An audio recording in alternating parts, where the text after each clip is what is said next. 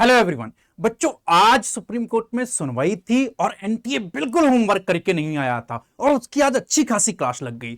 Supreme court की सुनवाई सच में आज सुनने वाली थी। इससे आपको बहुत कुछ सीखने को मिलेगा, प्लस नई नई गड़बड़ियां आप देखोगे जो आपने सोची भी नहीं होगी। आओ मैं मेन पॉइंट सारे बता देता हूं कि क्या अभी तक सुनवाई में हुआ है, और उम्मीद थोड़ी सी बन भी रही है रीनेट की, लेकिन लीक वाले जो मुद्दे वो कहीं ना कहीं उसके एविडेंसेस दब रहे हैं, इसलिए थोड़ा सा रीनेट के चांसेस कम भी लग रहे हैं। बट देखते हैं क्या होता है लंच के बाद। आओ देखते हैं बच्चे। देखो, उन्होंने सबसे पहले डिबेट शुरू हुई थी कि पेपर दो थे, केनरा बैंक और एसबीआई बैंक। दो बैंकों में पेपर्स डिपॉजिट किए जाते हैं और उन दो में से किसी एक बैंक का पेपर करने के लिए मिलता है बच्चों को। एसबीआई बैंक का पेपर डिस्ट्रीब्यूट हुआ था नेशन वाइड, लेकिन गलती से कुछ सेंटर पे केनरा बैंक का पेपर डिस्ट्रीब्यूट हो गया। जैसे कि 8 सेंटर ऐसे थे जिसपे लगभग 3300 स्टूडेंट्स थे जिनको गलत पेपर मिल गया, रॉन्ग पेपर मिल गया, केनरा बैंक वाला पेपर डिस्ट्रीब्यूट हो गया था। इसमें से 7 सेंटर ऐसे थे जिनका पेपर चेंज कर दिया गया, 20 मिनट के बाद उनका पेपर चेंज कर दिया, तो उनके 20 मिनट लॉस हो गए थे साहब, ठीक है नहीं। बाद में एनटीए बोला कि हमने इनको ग्रेस मार्क्स दे दिए थे चूंकि इनके 20 मिनट का लॉस हो गया था, ठीक। फिर देखो, एक सेंटर झज्जर का था जहां पे पूरा का पूरा पेपर उनका केनरा बैंक वाले पेपर से ही हो गया, यानी उनको एसबीआई वाला पेपर मिला ही नहीं, कंडक्टेड केनरा बैंक पेपर, और ऐसे 500 स्टूडेंट्स थे। फिर आगे देखो साहब, पिटिशनर ने कहा कि ओनली एसबीआई के आंसर के की आपने रिलीज की, एक ही आंसर की रिलीज हुई थी, तो केनरा बैंक का जहां पे पेपर हुआ एक सेंटर, उसकी आपने आंसर की रिलीज क्यों नहीं की, ठीक है नहीं। केनरा बैंक की आंसर की कहां है। फिर देखो, उसके बाद री एग्जामिनेशन आपने 1563 स्टूडेंट का लिया, where grace marks are given. ये बात बोल रहा था कौन, एनटीए। एनटीए ने कहा कि हमने 1563 बच्चों का एग्जाम फिर से लिया जहां पे उनका टाइम लॉस हुआ।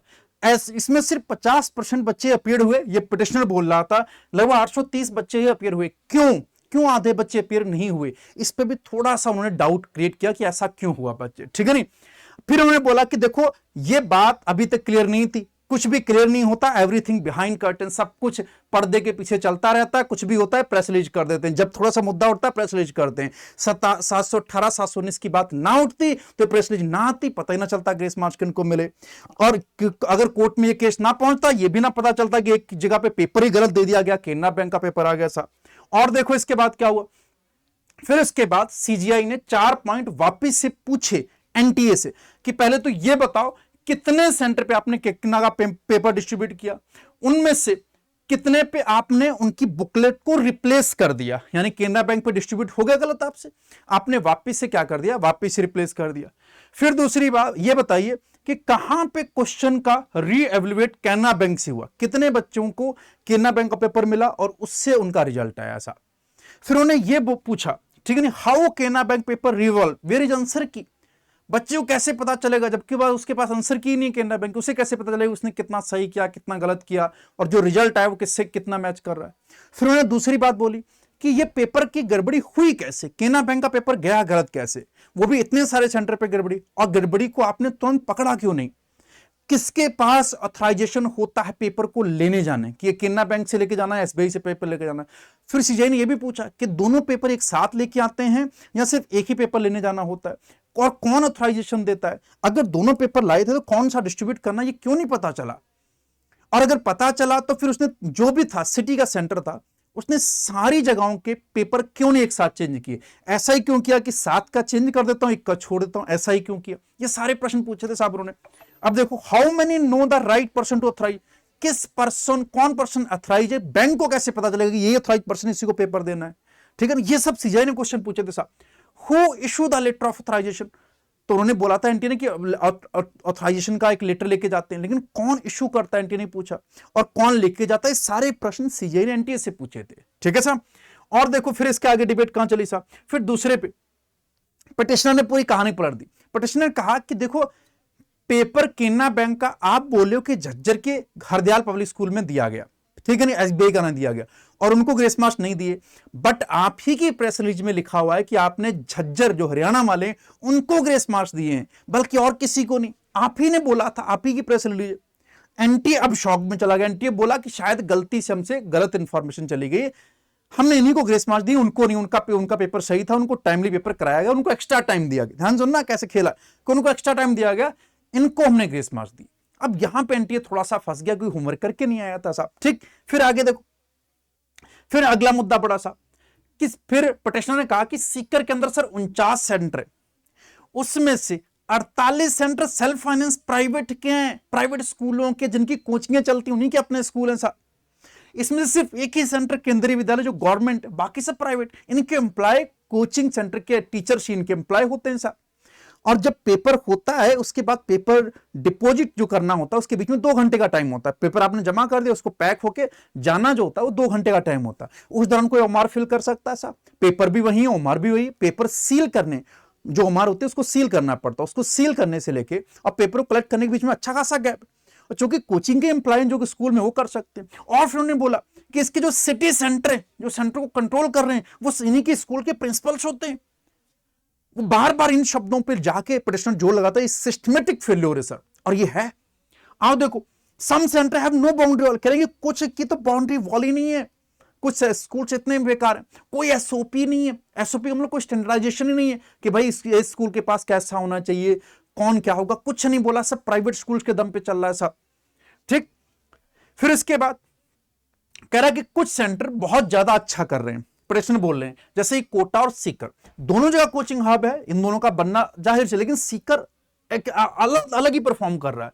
जैसे टॉप 50 सेंटर में जिनके मार्क्स 650 से ज्यादा वाले बच्चों की बात की जाए, 38 सीकर से, और 6 सेंटर उसके आसपास वाले एरियो में, जैसे कि रेवाड़ी हो गया, महेंद्रगढ़ हो गया, भिवानी हो गया, इन्हीं के आसपास है साहब।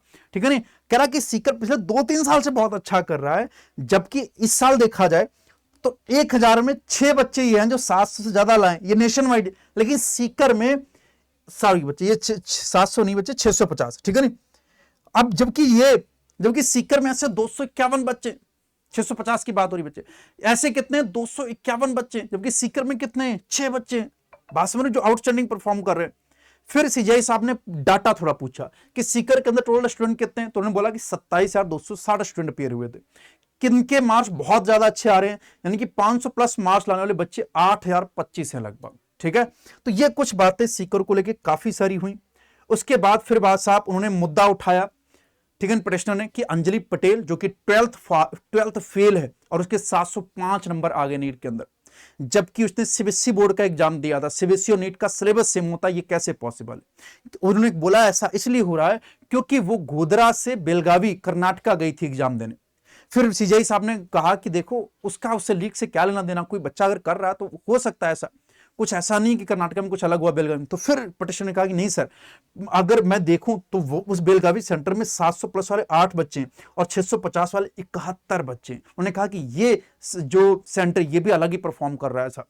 ठीक है नहीं, फिर उन्होंने कहा कि कुछ स्टूडेंट बिहार से मुक्तसर जा रहे हैं, पंजाब जा रहे हैं साहब। तो इन सब बातों पर मुद्दा चल रहा था साहब। इसी बीच में दूसरे जो जज साहब थे उन्होंने बोला कि देखो हमारा मुद्दा इस टाइम लीक है, तो आप सिस्टमिक फेल्योर को लेके मत बैठो, लीक के मुद्दे बात करो कि लीक हुआ या नहीं हुआ, उसके एविडेंस है या नहीं। तब पटिशनर ने कहा कि देखो हमारे पास एविडेंस नहीं है, एविडेंस इकट्ठा कर रही है बिहार पुलिस, जो वहां की यूनिट है, ठीक है नहीं, वो सीबीआई, ये उनका काम है। बट हम बता रहे हैं कि ये सर्कमस्टेंसेस की वजह, ऐसे सर्कमस्टेंसेस बन रहे हैं जिससे पूरा सिस्टमेटिक फेल्योर दिख रहा है। ये देखो कि no evidences of leak but there is a flaws, ठीक है, बहुत सारे फ्लॉज हैं एग्जाम के अंदर, बहुत सारी गड़बड़ियां इसके अंदर एग्जाम के अंदर।